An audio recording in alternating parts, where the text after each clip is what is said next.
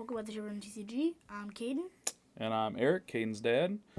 And today we're kind of looking to do a meta discussion on the most recent meta and get into what we think we might see in the Toronto regionals, which we are going to. Caiden is playing in, I'm playing in, and hopefully we can figure the meta out so that we know exactly what we are playing here. So we have Limitless TCG pulled up on the screen. We're going to kind of just look at these last couple tournaments that have happened this month and sort of see what we think has happened with the meta, where we think the meta is going. So we're looking at Peoria here, which Caiden, you got top 4 at in the junior division. Yep. And for the Masters, it looked like Lost Box kind of took control here. We had 3 Lost Zone decks in top 8, 2 Lost Zone Box, and then a Lost Zone Charizard, Radiant Charizard, which is kind of neat. A couple Miraidons, a Mew, which is a little surprising, at least in my opinion. A Gardevoir, and then our token Chien-Pao Baxcalibur deck that got 8th place here with Grant Shen. So not too surprising here, although I think a lot of people thought maybe Lost Zone would start to slow down a little bit in this format, the Obsidian Flames format. The Lost Zone decks here doing pretty well. We can see Kyogre being part of these decks. Kyogre, really, really strong card, especially against primarily 2-prize decks. Being able to take 4 prizes in one turn, especially if Manaphy's not in play. So, Caden, what do you think about these Lost Zone Kyogre decks? I know you've played a few of them. I feel like they are very strong in the fact that just at the end of the game you can bench Kyogre, attach Mirage Gate, and just discard 5 energies, kill 2 Pokemon, and basically win the game. Yeah, and it seems like a lot of these lists kind of different. We have the Zamazenta in Raymond Long's list, the winner. Kind of a unique card. We haven't seen this really since it came out in Crown Zenith, a little bit in that format. Made a comeback here, got itself a regional win, which was kind of neat. Attack, really, really strong, especially against decks like Miraidon, Chien-Pao, decks where you have V Pokemon or EX Pokemon that are sitting at 220. Because if, it's a retaliate attack, so it's a comeback attack after you've had a Pokemon knocked out, which happens very frequently with Lost Box since you have such small Pokemon. Doing 220. Pretty strong there for an attachment and a Mirage Gate. On a single prizer. Definitely on a single prizer. In this one, Raymond Long's list, not focusing on like the Turbo build that we've seen, even some of the Turbo Kyogre builds that have the Raikou V and the and the Dragonite. This one, only V Pokemon, Pidgeot V, with its Vanishing Wings ability, which is awesome to not only keep yourself from decking out, but to use your Force Seal Stone, vacuum it off, and then put it right back in the deck. So if we take a look at the second place list, was considerably different here from Jack Carter. More of your traditional Turbo list with the Dragonite V, Great Dragon Gale attack, and the Raikou V for Lightning Rondo. This is kind of a typical Turbo list that we've been seeing. Pretty strong, though. Obviously, Turbo Lost Zone decks are just those kinds of decks that if you know how to play them, I mean, you just do, you can do really well. We saw, as we'll get into a little bit later when we talk about Sacramento, one of our friends did really well, just bubbled out of top 16 with Lost Zone Kyogre. So these Lost Zone decks, I mean, if you can play them really well and you get them consistent enough, you can almost do anything with it. Yep. Rounding out the top 8, Rowan Stavin out here with Mew VMAX. Kind of an interesting take. Has the Luxray V tech in here. I heard on a couple videos and podcast interviews that he did.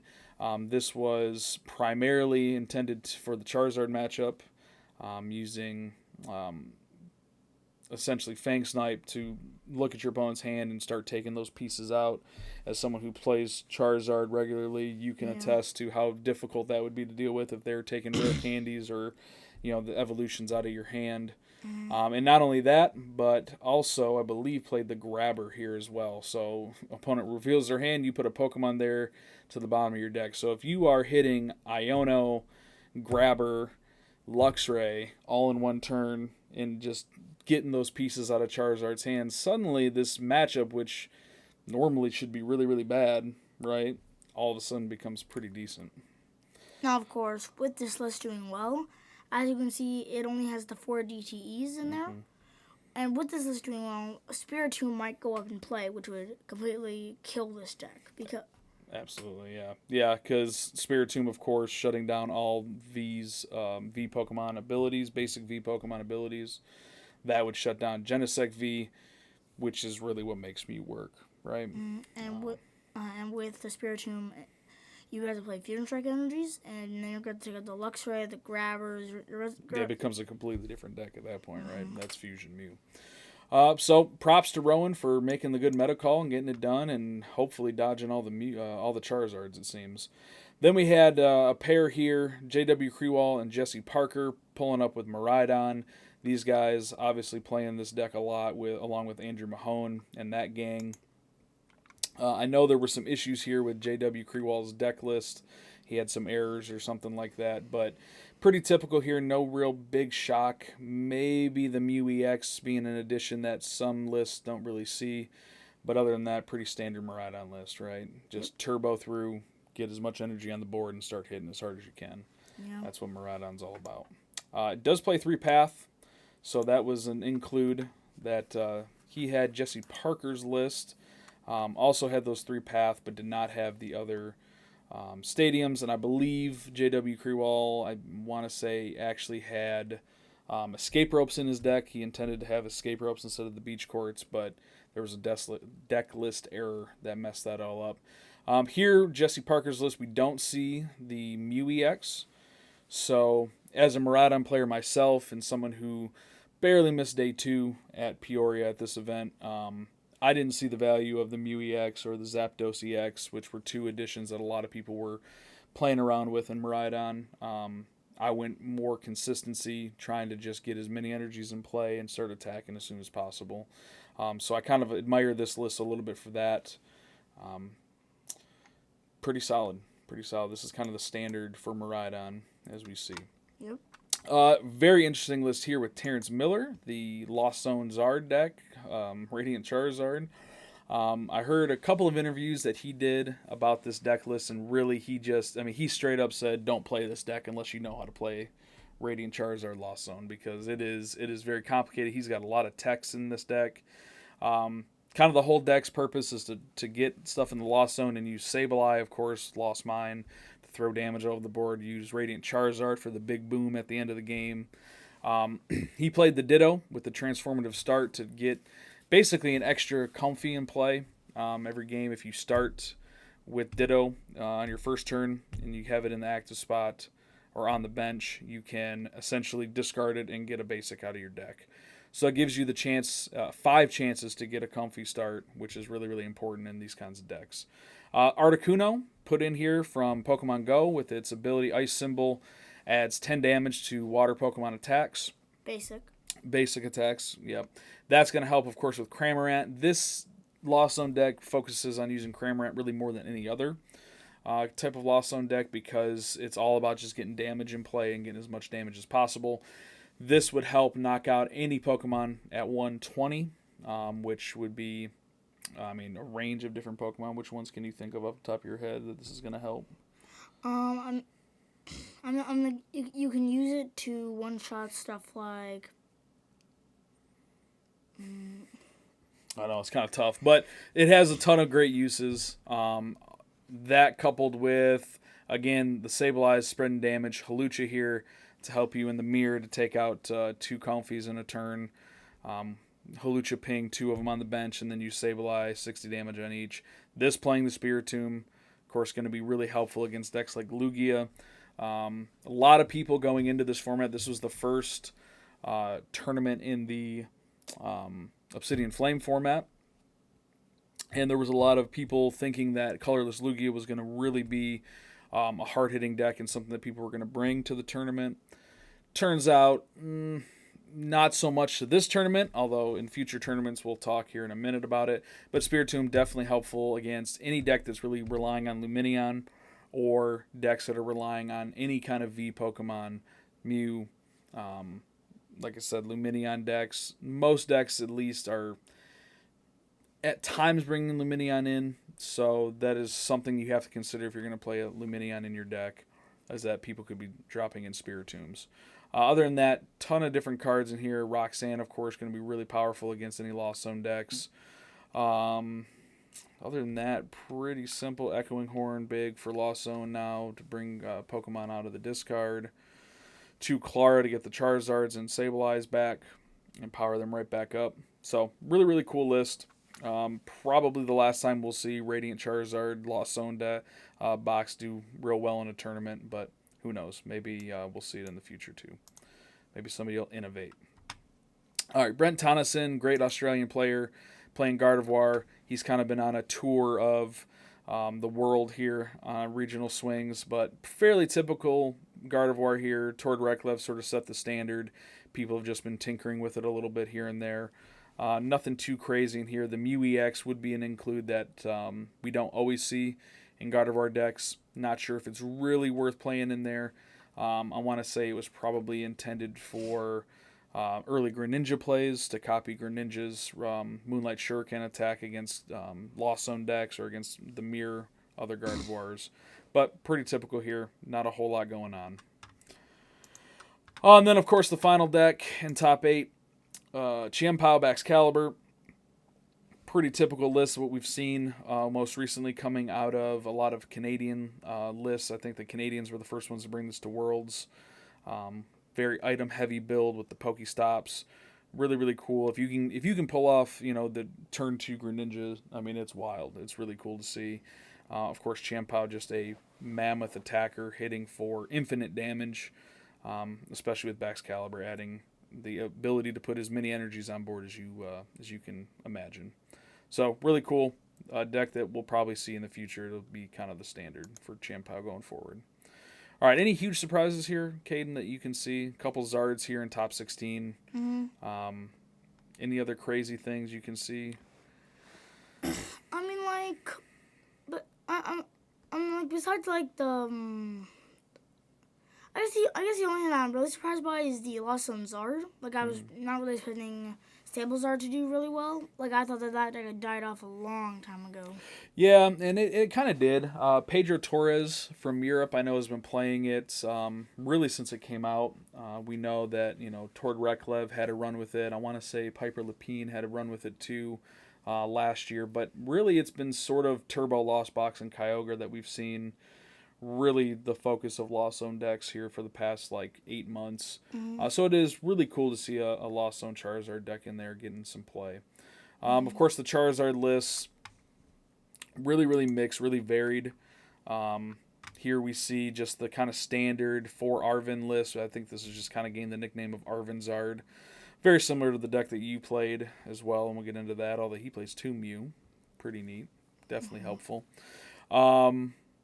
So nothing too crazy here, but we have seen some of these Charizard lists go the Lost Zone route. We've seen some with Gallade and the Ralts engine in there, the Curly engine. That's really cool. But Arven Zard seems to be kind of the way to play it, right? Arven letting you pick out an item and a tool card. You can get your rare candy for a Seal Stone, and you just cook from there. Man, it's really it makes the deck so much more consistent. The 2 versions of Charizard that are played the most is Arven Zard, and then you'll find an occasional Arceus Zard, just because both of them you can get basically whatever you want with Arven/Starburst. Yeah, and we'll see some when we get into the juniors part of the meta discussion. We'll see some pretty unique lists that actually did really well in France this past weekend, so that'll be really neat to see. So other than that, nothing too crazy. Some Gardevoir, some Mew, Lugia down here.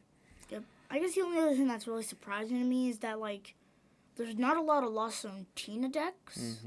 Like in the entire top 16, top 8, top 16, and part of top 32, I don't see any Lost Zone Tinas. Yeah, the first one here is 30th, Aaron West. Pretty surprising because, Lost Zone Tina for a really long time, really during the summer, I feel like a lot of when the League Cup season started up again, we saw a lot of Giratina, right? It was everywhere. It was winning some online tournaments. It was doing really well in the cups, at least in our local area, and I've hearing from around the country, a lot of different areas. And it just sort of drops off. It's weird. It got It top just 4 at Worlds, which was really good for Michael Pramawat. but that But just died. yeah, and we don't see it a lot in this Obsidian Flame format, which is a little Uh, strange. the Um, main one that you see here is you see lots of Lugias. Like that's the one you see the most mhm. in these pictures. Yeah. Like you see even more than Miraidon, and hmm Miraidon's usually the one that's everywhere. Yeah. Yep. Other than these 2 in top 8 and a couple more sprinkled in top 32. Um, yeah, it's pretty crazy. No real surprise decks even going down here. Some Arceus Duraludons, which, people are always going to stick to their Arceus decks, and we'll Yeah. see that here in a little bit. There are a couple believers. Yep. Yeah, but other than that, nothing too crazy here. So if we go back here and take a look now at Sacramento, which happened about a week later. We did not go to this one, of course, across the country from us Yep. here in Tennessee. But man, we shook up the meta a little bit here, didn't we? We've got a Yep. couple Lugias up here in top 8, 4 of them to be exact, colorless Lugia builds, some Lost Zone decks, a Gardevoir, and then this Arceus deck. We'll get into that here in a second. But of course, got to give credit where credit's due. Alexander Flatos with the win here in his first ever regional that he played in. Man, he's living the dream. He wins it with colorless Lugia. Why do you think someone like him, a guy who's an unknown, nobody has ever heard of this guy before, is playing in his first regional and he's able to pull off the win? How does that happen, Caiden? Is this the Path to the Peak episode here? Is this guy like the model for Path to the Peak? That cartoon where the girl basically starts playing and wins worlds? I mean, like what I see it as is that if you look at this list, it's basically like Counterbox built into a consistent, always able to power up your Pokemon deck. Mm-hmm.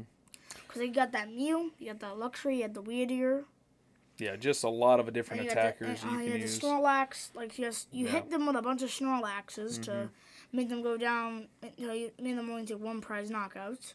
Then if they have like Pidgeot in play, or then if they have like Pidgeot or anything else that's weak to lightning, like in the mirror against Lugia, you can Luxray them. Mm-hmm. And then against Charizard, if you can make them go down to one prize remaining, you can actually Mew.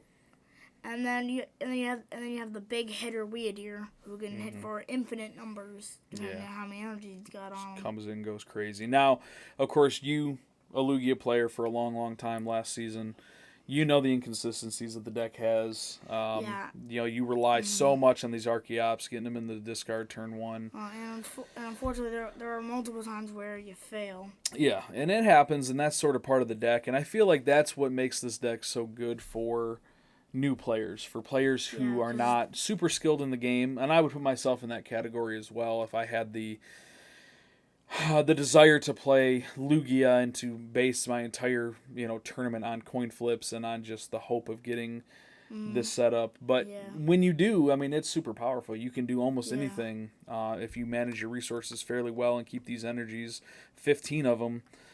If you keep them in track and just know where they're at and don't discard too many of them to begin with, it's just super powerful what you can do with the deck.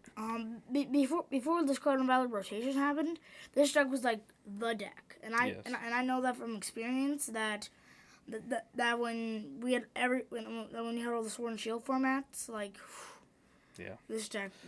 It was broken. It was definitely the BDIF, and to a lot of people's chagrin, they didn't like it. We have a lot of friends who absolutely hate this card because of the dominance that it had during the Silver Tempest format, and just it was able to, and it had so many tools then. But it seems like maybe we're starting to see those tools come back. The Snorlax is just so good, a single prize attacker that can hit for 180, can't be hit by Sableye. Really, I think what makes it such a good card. Granted, you go to sleep, but hey, guess what we have to fix that? Those therapeutic energies, which feels like it was just made for this deck. It's really cool. It's cool to see these builds. Only one Burnett here. A lot of these decks have been playing multiple Burnett, especially the online versions. They've been playing multiple Burnett, so that's kind of unique to only see one. Burnett can kind of help guarantee those Archeops in the discard if you're going second. So really, really, strong deck, really good deck.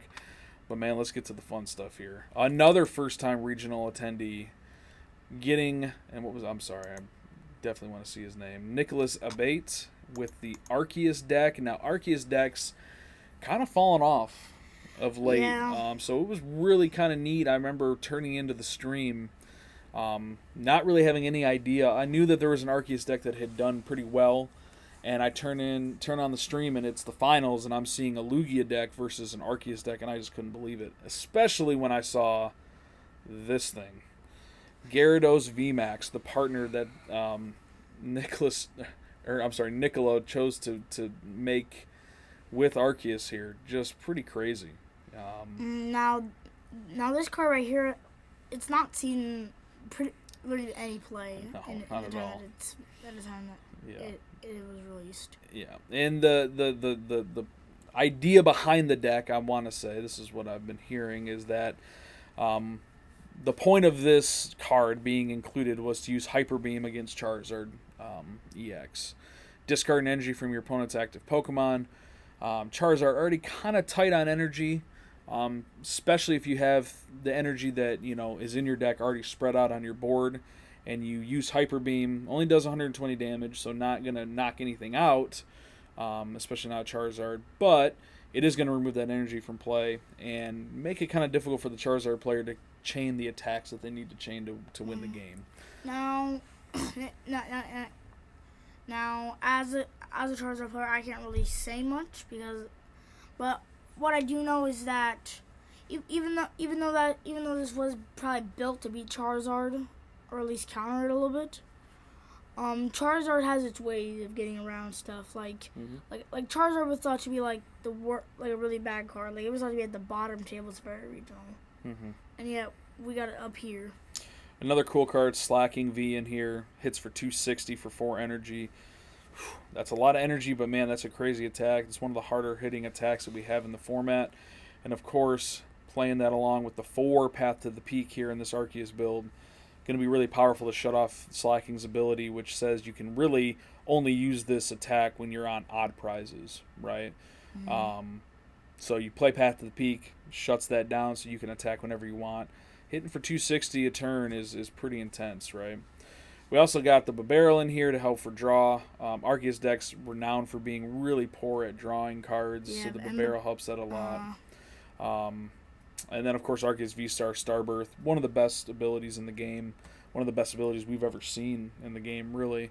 And just really a super broken card overall. Yeah. Being able to hit for 200, usually 180 because you're attaching a double turbo, which takes 20 off the attack. But you get to search your deck, attach 3 energies wherever you want to a V Pokemon on the board, like that Gyarados, that Slacking V, another Arceus V-Star. Just a really, really strong attack. And, I mean, if you got the right deck and you hit the right matchups, there's no telling how far you can go with this deck. Obviously, Niccolo here making it to second place. So, super impressive. Definitely wouldn't mind seeing more Arceus decks getting some play. One other thing that I saw on that list was that it played a Sharon's Care. Okay, yep. Which has not been really seen in many Arceus lists these days. The best doing Arceus list has usually been Arctina. That's usually been the only Arceus list that anybody can play. Yep. Yeah, we've seen some Arceus, Umbreon, VMAX decks. Some Duraludon. Yeah, some counterbox decks, but really it has been Arctina that's been consistent for at least the last few months. We got some more Lost Box decks here. Sawyer Melbourne with Lost Zone. I want to say this is Kyogre. Yep, Kyogre, but we see the Dragonite in there and the Raikou. More of a traditional Kyogre list. Obviously, again, strong deck, things that we've seen before. Another colorless Lugia here.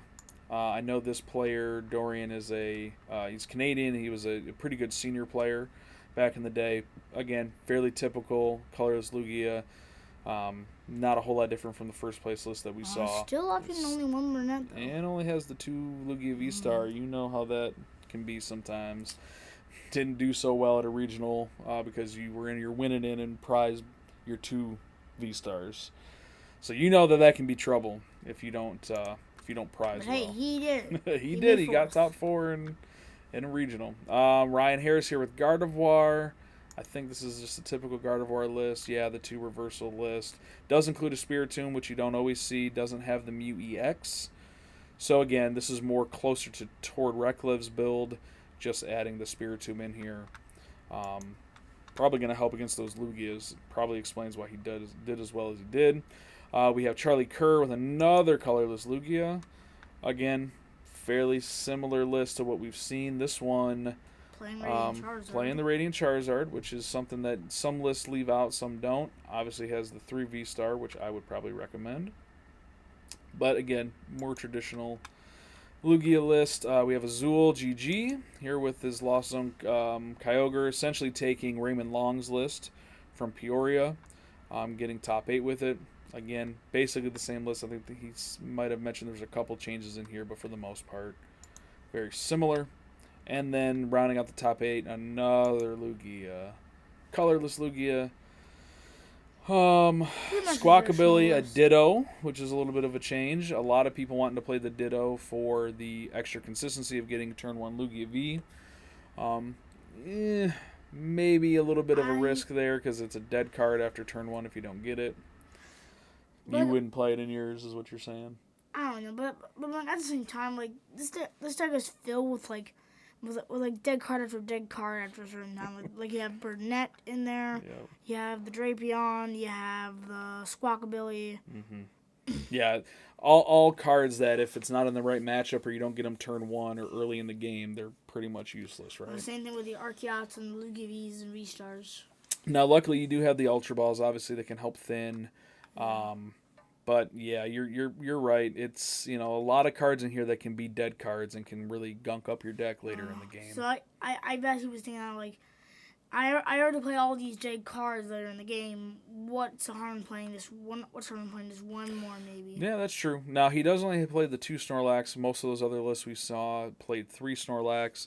I would tend to say 3 is probably better. Just gives you that extra power in the Lost Zone matchup and against potential of hitting Lost Zone Giratina.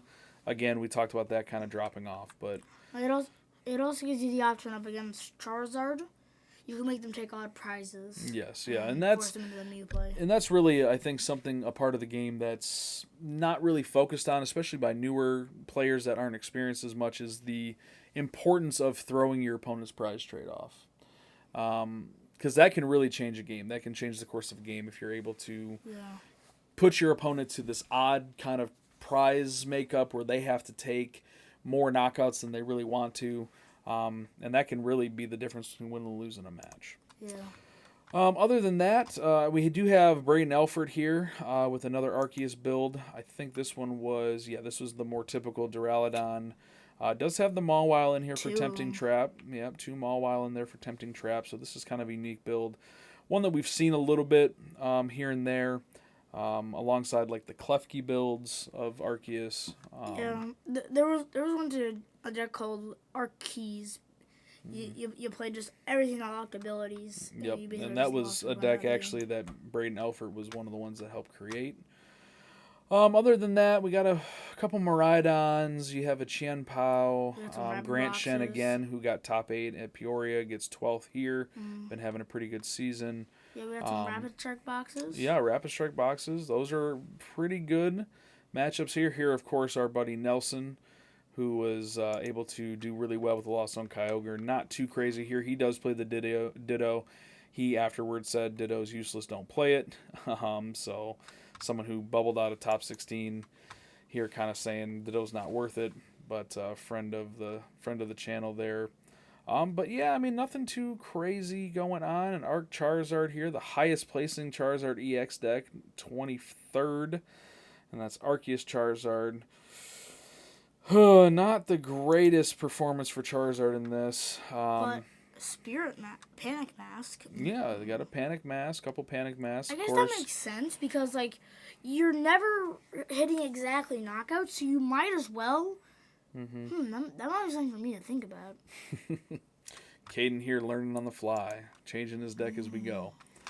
So that's interesting.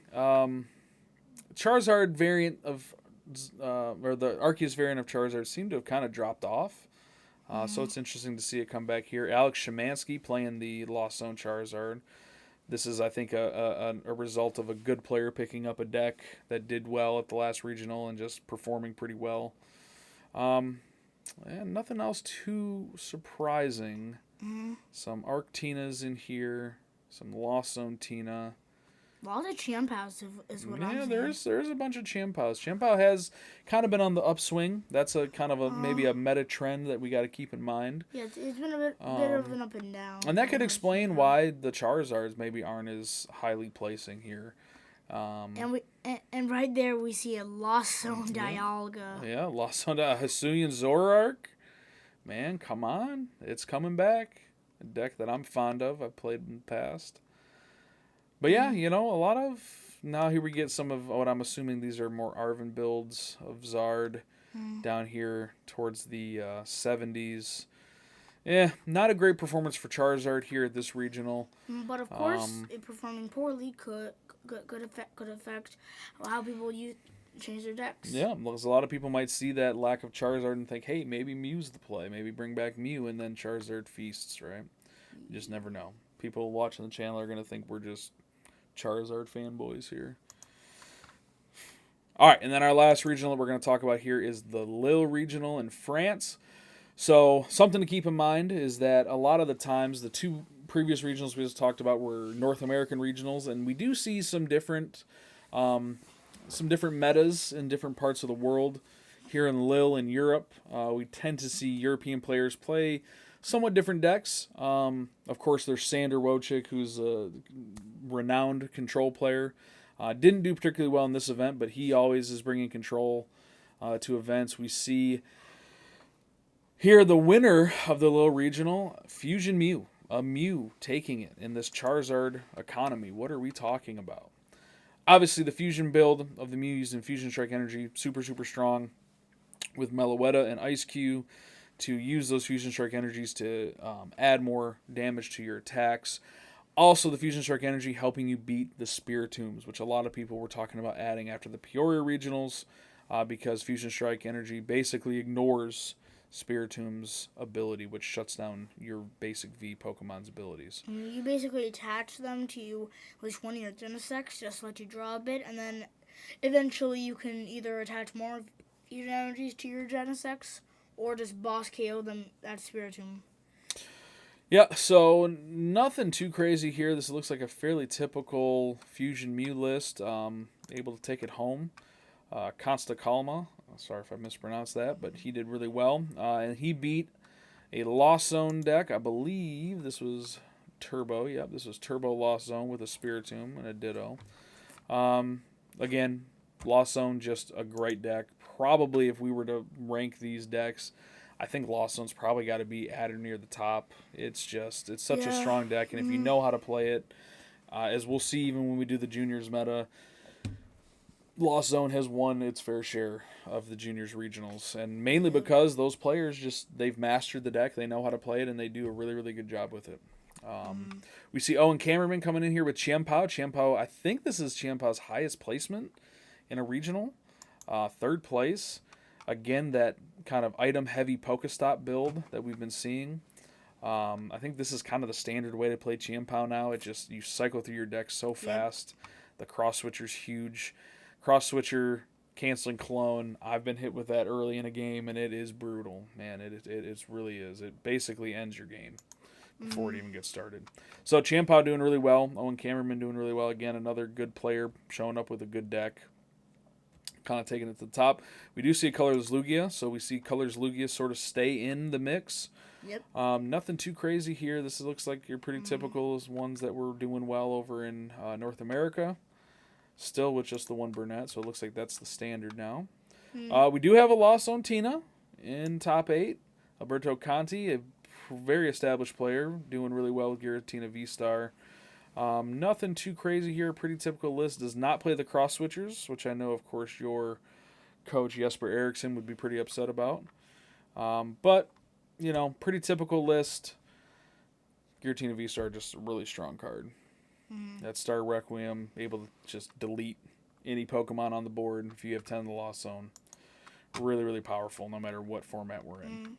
And now, what it seems to be is that the accusation that we made for the last regional that because there were no Charizards anywhere near top 32, Mew would have been played more, and that was confirmed. See it. Yeah, we see Mew winning it. Another one in top 8 here. This one a DTE Mew. with the Luxray, so very close to Robin Stavenow's build. Doing really well. We see another one here in 9th, a Fusion Mew.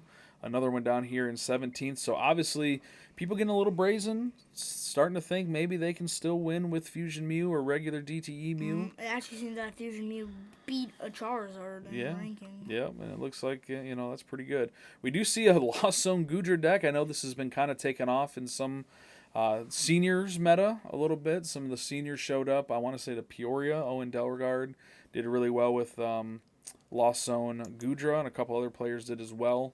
Haven't seen this deck in a while, but it seems to be making a little bit of a comeback here. You played this for a little bit. What do you think about this list? I mean, like, he does play the Zamazenta in there, along with Jeff. So anyway, yeah, I think this is kind of an interesting list. Just having a Goodra V-Star, able to hit for 200, super, super strong, and at the same time having the ability to heal itself completely. So if you hit into it after it does Rolling Iron and it's taken 80 less damage and then can heal itself after a couple hits, going to be really, really strong against any format, against any, attackers that are really in the standard format right now, other than, of course, Charizard with 5 prizes taken. Now, unfortunately, when Mew exists, you can copy Rolling Iron, and you will take 80 less damage, which means that they're only hitting for 120, and then I think it's hard for Guja to deal with a Mew if they copy Rolling Iron. Yeah, that makes sense. But still, got top 8. Pretty impressive. We see another Gardevoir here. Gardevoir seems to just always have one in the top 8 in every single regional, man. It's crazy. It's a great deck. Some people would even probably say it's still the BDIF. I don't know if I'd go that far. I do think it's a really solid deck, but... To be honest with you, I think at this point in the meta, we don't really have a BDIF anymore. Yeah, that's true. And I feel like that's a really good place for our meta to be. To not have that one deck that is just overpowering everything else and that can just beat everything. It's really good to have sort of this variety to pick from. The fact that, we've had decks that we've looked at in these 3 tournaments that have dominated, Lugia being one in Sacramento that just did really, really well. We haven't, half of the top 8, but we still saw a huge variety of decks. And then in the next tournament here in Lille, we don't see Lugia dominating the format. Now, they're in here. There's definitely a handful in top 32 and top 8. We but can see some. Not a ton. No, something weird about all these regionals is that, like, we have, like, all these, like, Chiamas just, like, scattered around. Like we see one right there. We see 2 right there. Yeah, Chien-Pao is just one of those decks, kind of like Miraidon, although we don't see a lot of Miraidon here. This is a little interesting. Yeah. Europe maybe not on the Miraidon train. But do see Chien-Pao at least represented in the top 32, top 64. And what it looks like is that 25th place was a Bayonet EX deck. Now this is the fun stuff that I like to see. This guy was actually on stream, and I want to say he won his match against I think it was a Lost Zone deck. But you can see here using the Gardevoir EX and the Curly Engine to fuel this Bayonet EX. All about item lock, trying to lock your opponent out of playing the game.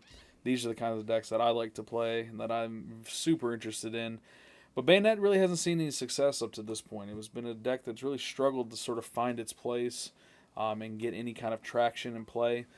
Here, getting, pretty good placement in Lille, France. And another interesting thing I see is that a Lost Origin Bayonet was also thrown in there. One Lost Origin one. Yep. Which helps you get back your Twitters like Cheryl, Arvin, Research Boss, I don't know. Absolutely. Basically whatever you need. Yeah, a really good consistency card to kind of go along with this. Now, a lot of people, I think, we generally would see maybe a Gallade in that spot instead with the Curly Engine. Gallade letting you search your deck for a supporter and put it into your hand. But again, if you've already played your one of Cheryl, for example, Bayonet obviously going to be much better.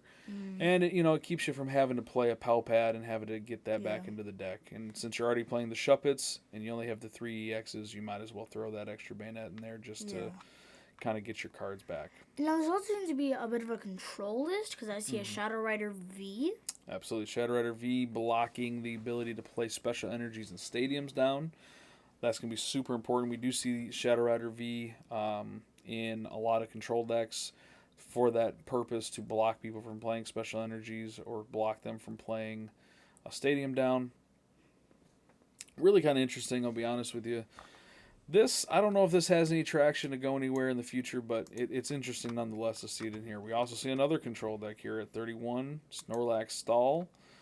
With the Pidgeot EX, that's interesting. Able to search out your stuff. The Luxray again, we see rearing its head. Snorlax, of course, all about trying to stall your opponent, trap them in the active, and just mill down their deck as much as you can. Misfortune Sister's really good at doing that. Of course, Erica's Invitation, a really interesting card from the Pokemon 151 set. Essentially putting a Pokemon from your opponent's hand onto the bench and switching it into the active spot. Goes really well with Block Snorlax, trying to block the retreat. Super interesting. Deck I've played with a little bit. Haven't really figured out how to master it quite yet, but really, really interesting. Hopefully we'll start to see some control variants come into play, especially with these new cards that we're going to see in Paradox Rift soon. Yep. Yep, super, super cool. Yeah, other than that, nothing too crazy. Other than those two outliers there. Some Charizards in here. But really nothing too crazy. So, with that, we'll switch over to the Juniors meta and see if we can't figure out maybe where the Juniors meta is going. Something that's not really talked about a whole lot by a lot of people.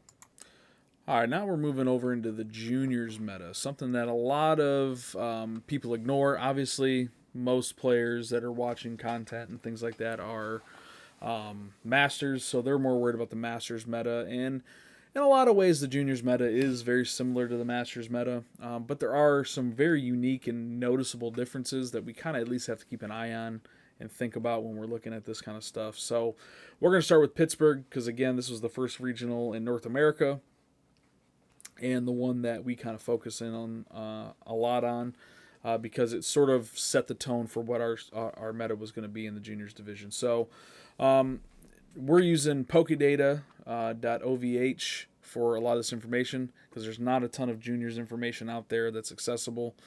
So this is one of the sites that does the entire tournament standings. It'll go down all the way. The algorithm itself just takes from Arcanine Labs and plugs in the information. So these aren't exactly perfect in terms of their accuracy. Even some of the deck lists that we're going to look at here will be a little off for whatever reason when it was imported into the website. Just kind of off a little bit. So some of them look a little weird. There'll be some Lost Zone decks that don't have comfies. It just more so gives us an idea, and if we really want to look and dig into them, we can always go to Arcanine Labs and look up the stuff there. So Pittsburgh Regionals happened back, I want to say, when was this? September 8th through the 10th. Caiden, you were here at this one. This is our first regional of the season. Here you are, placed 13th overall, 5-2 record. And what deck were you playing to this event? Arczard. Yeah, you were playing Arceus Charizard, kind of the first stab at the Obsidian Flames meta. Arczard seemed to be the way to play it. Yeah, and that was sort of the consensus and during the Pittsburgh and leading up to Pittsburgh was that Arceus Charizard, Pidgeot was kind of the way to play it. A lot of pieces in there, but you did pretty well. You were going to win it into top 8. Happened to not quite make it, so you ended up top 16. Still a solid finish. Great finish for the first regional of the year.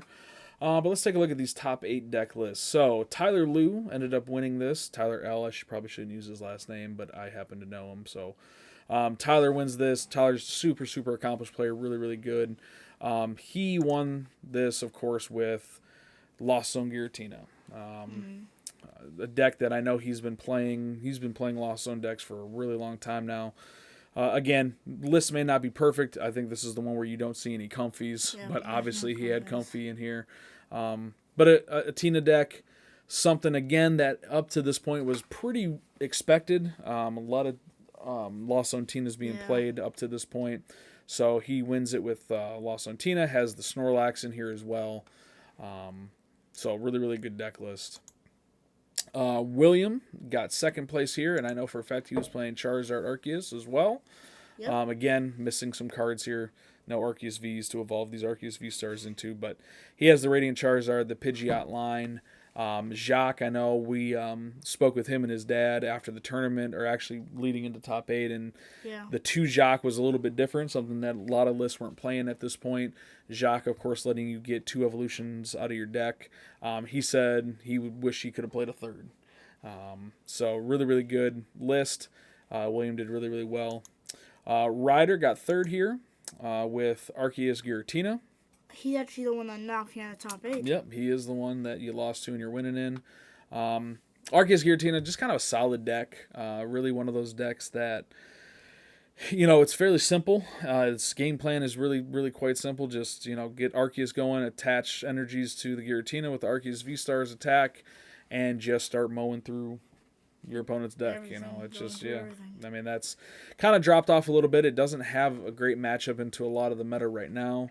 But who knows? You never know. We just saw Lost Zone Gudra at Lille get top 8, so maybe Arctina will make a comeback.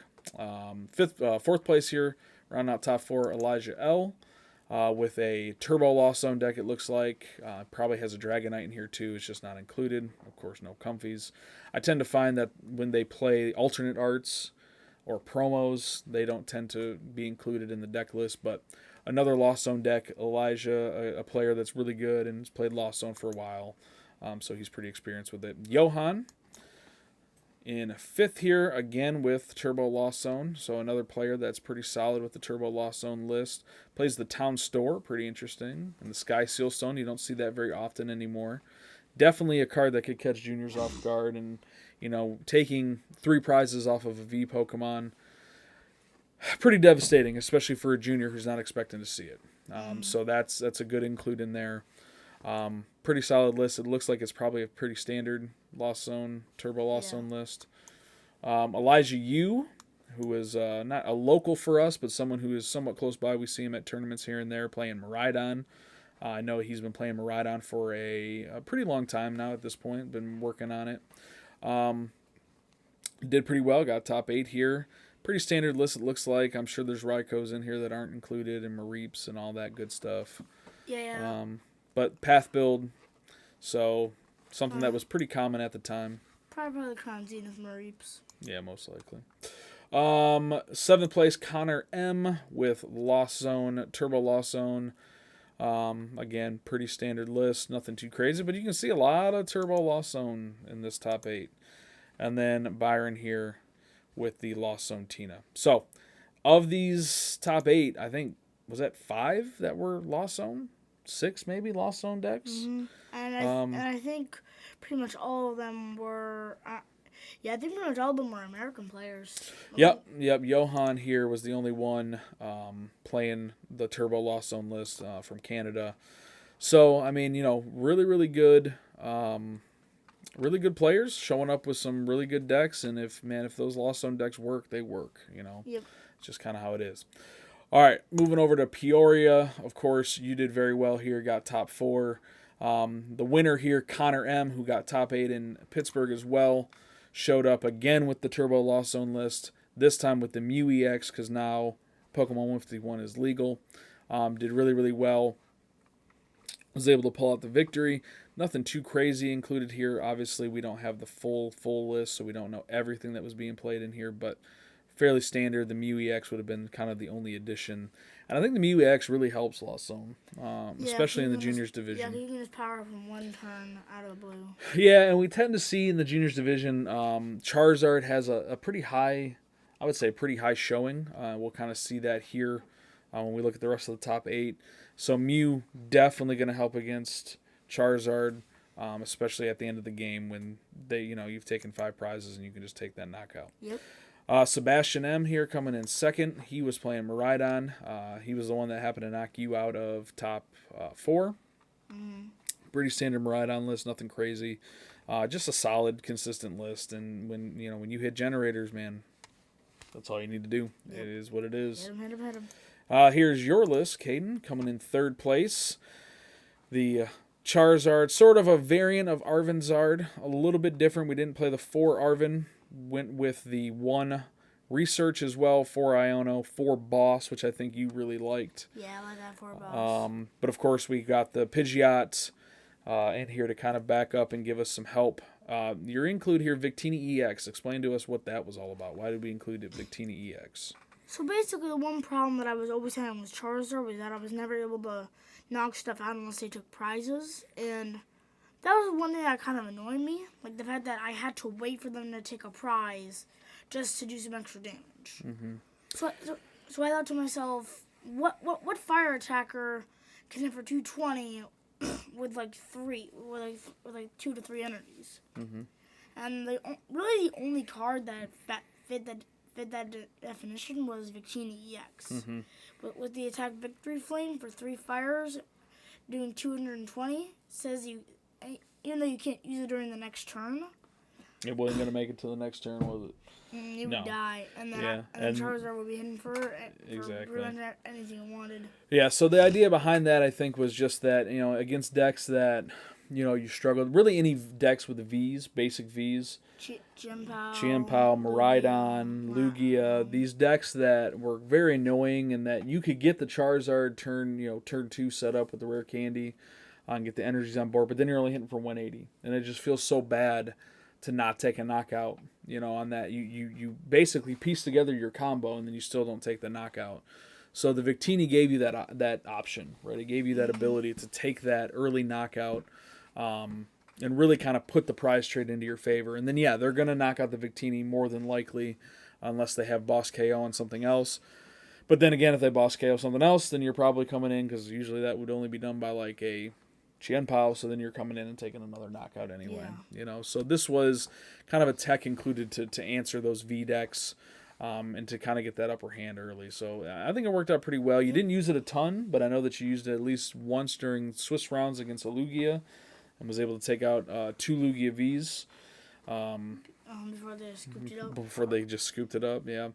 Only other include I think that is notable is the Pokemon League headquarters, a new card from... was that from Obsidian Flames or is that from Mew? Okay. So a new card from Obsidian Flames to sort of help with the Lost Box matchup and the Miraidon matchup. Basically just says that if it's in play, the attacks of your basic Pokemon cost 1 more energy, right? So obviously kind of disrupts Lost Box a little bit, makes them have that extra energy for Sableye, for Raikou, for Dragonite, just kind of throws off their strategy a little bit. Also would help against Miraidon because they'd have to have the extra energy or the Stadium Bump. And of course, in a deck like this, you need as many Stadium Bumps as you can get, right? Because Path is an absolute killer for your deck. Now, there's one other card that's missing from this list, and that's NTV. That's right. Yep, the NTV, which it must be because it was a Crown Zenith kind of special art. So the NTV, of course, really, really important, especially when it comes to this Forest Seal Stone, being able to use that. Also a decent attacker, especially early in the game. Yep. Other than that, I think, probably a fairly standard list going forward. I know you've made some changes for Toronto, but we won't get into those until later. 4th place here, Noah. Also playing Zard, but his version including the Arceus V-Stars, and of course the Radiant Charizard, something that you decided to keep out of your list. Other than that, pretty standard, kind of the old version of Arczard that we've kind of gotten used to seeing. Ryder, another top 8 for him. This time playing Arceus Pidgeot. Or I'm sorry, not Arceus Pidgeot. Charizard Pidgeot with the Radiant Zard. Arvanzard. It is Arvanzard for the most Entei. part.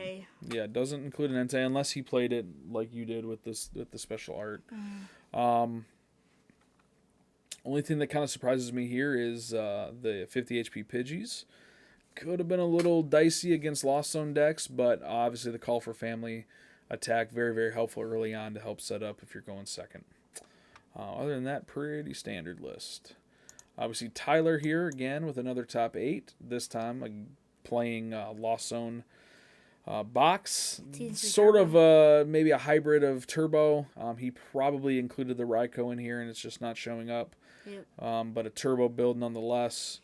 Pretty solid. Has the Mew EX in there again. Same as Connor's list who got first. So that's pretty cool. Again, another great player just playing a great deck.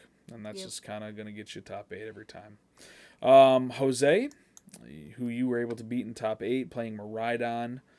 Nothing too crazy here. Do you remember anything crazy from his list? He's playing 4 path, which we don't generally see. Usually we see only 3. Yeah. He said he was going pure path. Yeah, and that's real strong. I mean, that's really strong against, a lot of decks in the format. Chien-Pao, that's super strong against Charizard, Mew, Lugia. Can just really give you a huge upper hand if they can't get that path bump. And that's, I think, one of the reasons why you included a Lost Vacuum in your list as well, was because, man, if they get that path down, you're just in trouble. But you were able to beat him.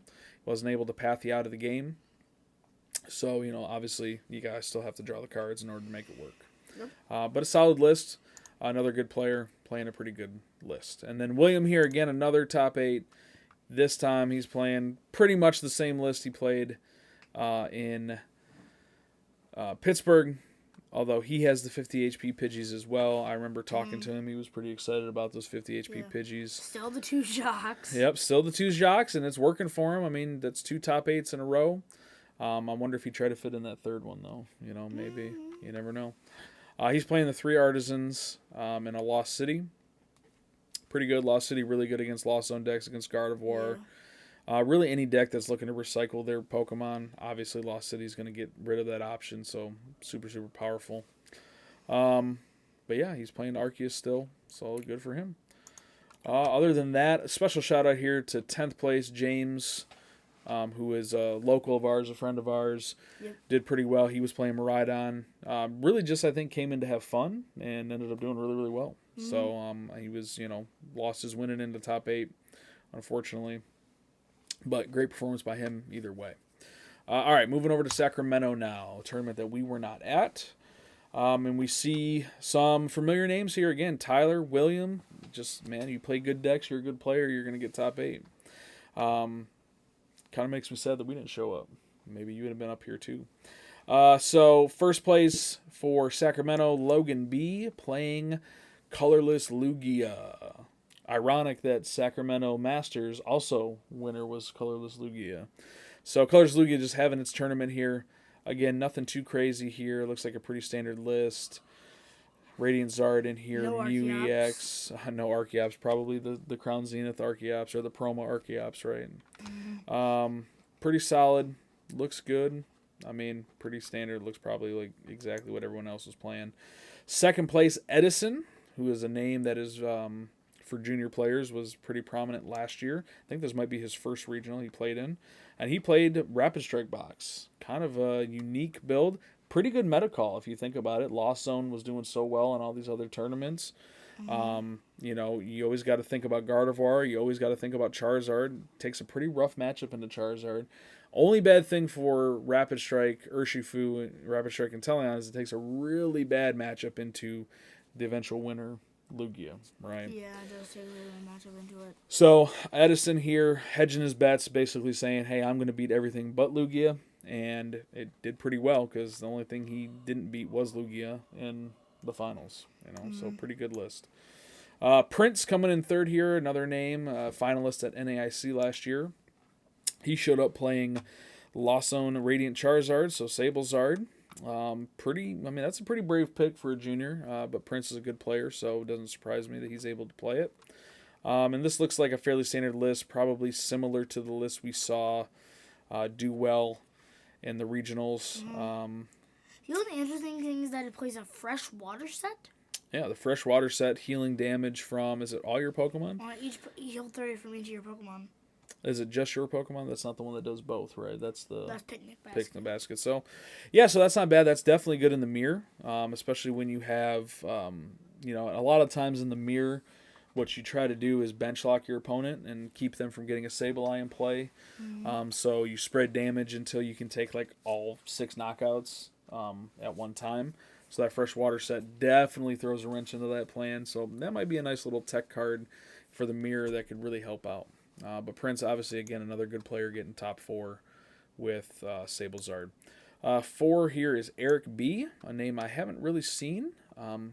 Probably a player that's decent, but I just, haven't kept track of it.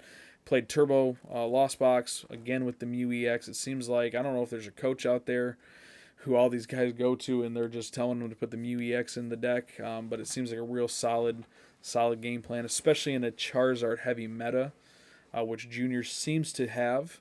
The ability to take that knockout is Although just I super, haven't super seen strong. really any Charizards besides. Like, I've seen like a couple Arczards, but like they're, I don't know. It's a little bit different, yeah. But again, Turbo Lost Box with Mew EX, pretty solid. Here we see Tyler again. Again, playing Turbo Lost Zone, pretty solid. It looks like it might be almost the exact same list as before. Probably has a change or two in here. But again, if it's working, why stop, man? Why not keep playing it? Same with me. Can you guess what William might have played? Hmm. 2 top 8s before, 2 Zards. What do you think? I don't know. Zard. Yeah, probably Zard, right? So playing Arceus Charizard here. Tujok. Tujok again. Looks like the pretty similar list to what he played in Peoria.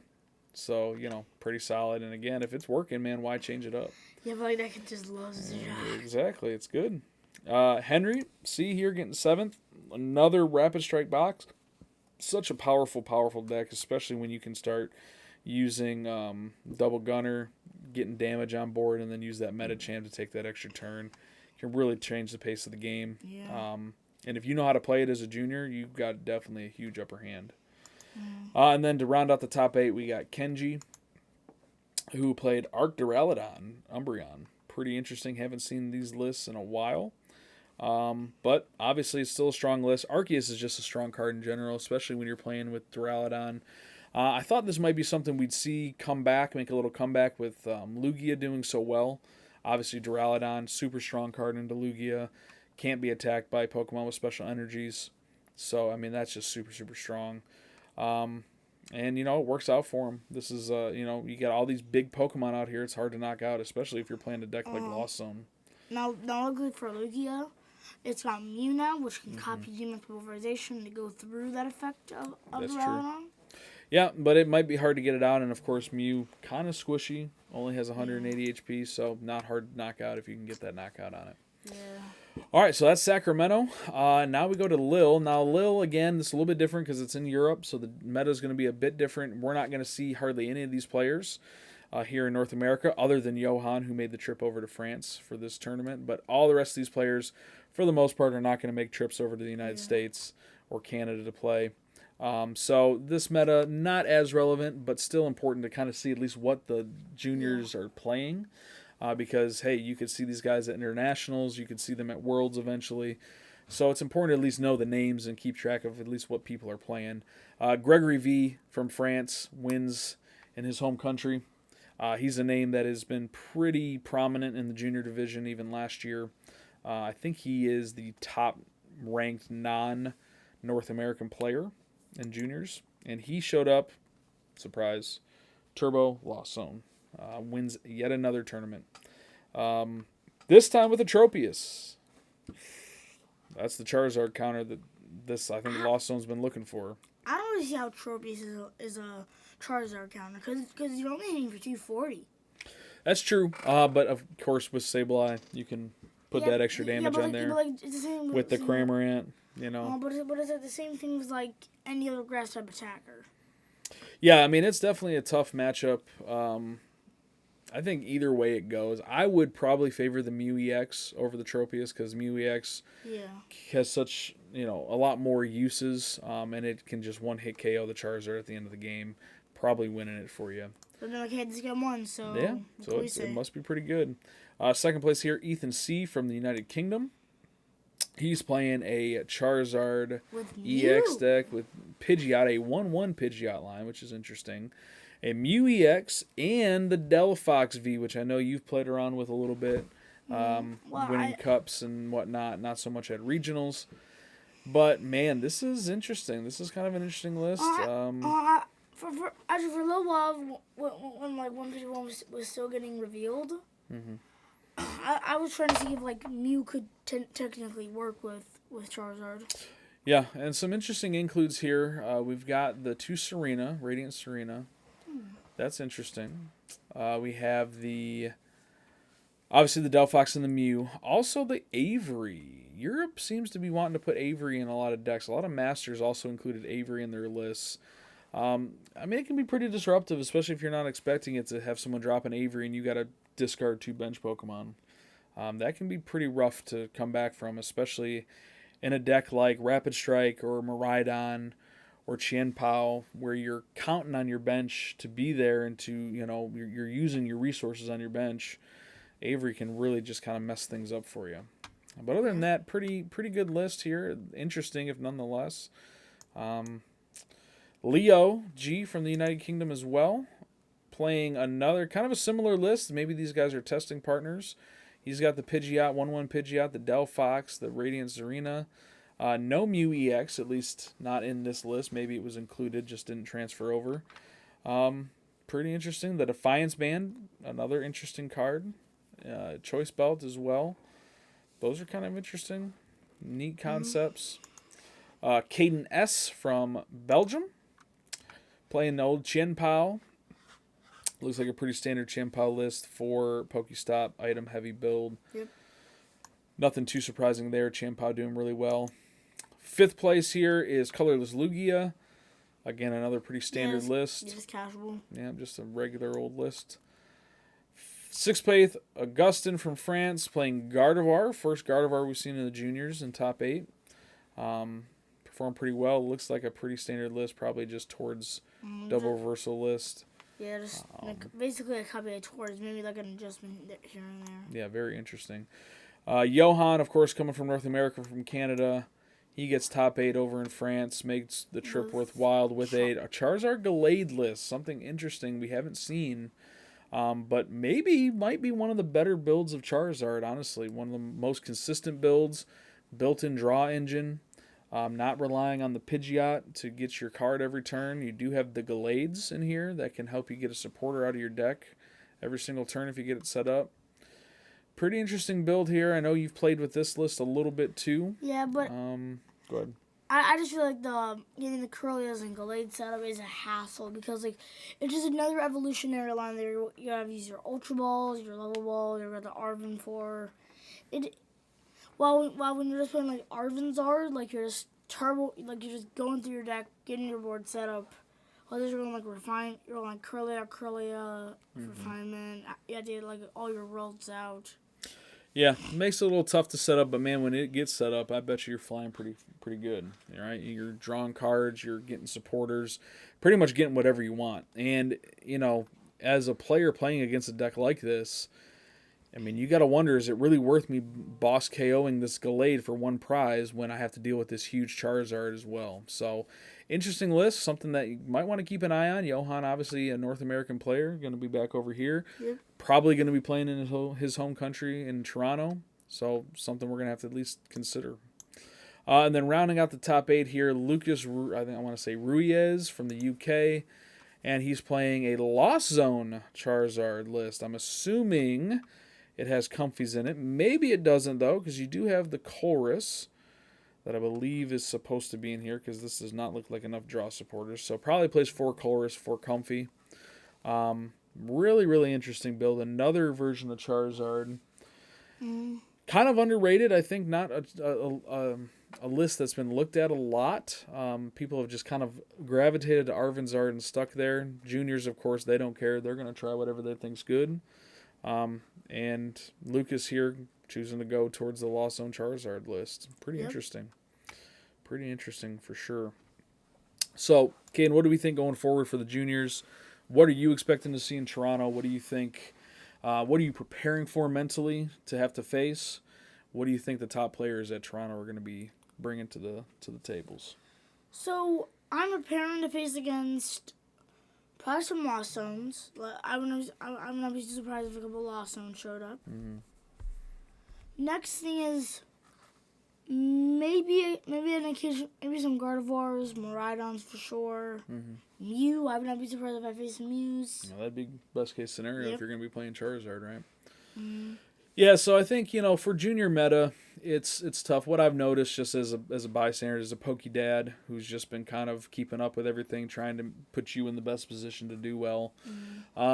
There is a lot of elements of the Masters meta that comes into play in terms of kids wanting to pick up decks that are doing well in the Masters. So I could definitely see Lugia, Colorless Lugia being played. Lost Zone decks are going to obviously be played, especially by those top players who have been just doing so well with them. There's no reason for them to go off of those decks if they're getting top 8s consistently with them. I think Charizard, obviously, it's kind of, at least to me, it's pretty obvious that Charizard EX as a card is probably going to be the most played card in the junior division. It just depends on what variant you'll see. And each variant brings different strategies with it, right? Different ways to beat it, different things you have to do. Obviously, with like an Arceus Charizard deck, a lot simpler prize mapping than with something like Lost Zone Charizard or something like Charizard Glade, where you got to take into consideration how the one prizers are going to work in there. Yeah.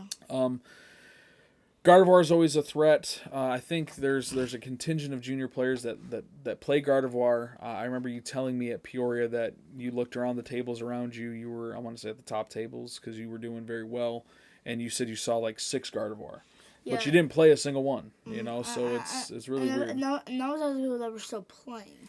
Right. At least like another like 2 or 3. That weren't playing. So Gardevoir, obviously a strong deck. Pretty difficult deck to play. I think for a master, it's difficult. So for a junior, I mean, it's got to be pretty intimidating to just decide to pick up Guardy and start playing it. But if you can get it and you can master it, I mean, really, really, really good. Qianpao is always a threat. I mean, a lot of people don't think that it's a real deck, but I think just from our looking at the meta for the masters, we saw them sprinkled in all throughout. You know, so that's always going to be a threat. Something you got to at least keep in mind. And for you in particular with Charizard, definitely a tough matchup, right? Because they're just hitting for, infinite numbers and can knock out all your Charizards. So I think that, if you're a junior or you're a parent of a junior who's going into Toronto, you definitely want to be prepared to play these top players who are playing Lost Zone, who are playing Guardy, who are playing Charizard.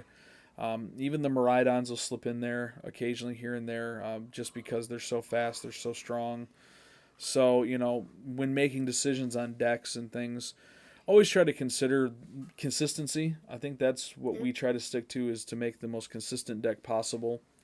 But also consider little ways to make your deck have that upper hand over the other juniors. Things that juniors aren't going to expect. When they're playing against a deck that they think should be fairly standard at this point, and you throw in an extra card that, no one's really expecting to see.